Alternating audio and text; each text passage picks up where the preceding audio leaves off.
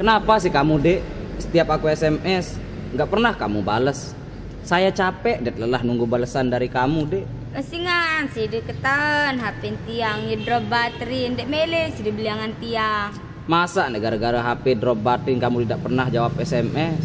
Sang kamu Dek bude pulsa. Kesema lemparan ndek pulsa kakak. Lantas lalu kenapa? Tiang dia tahu baca nulis. Astagfirullahaladzim.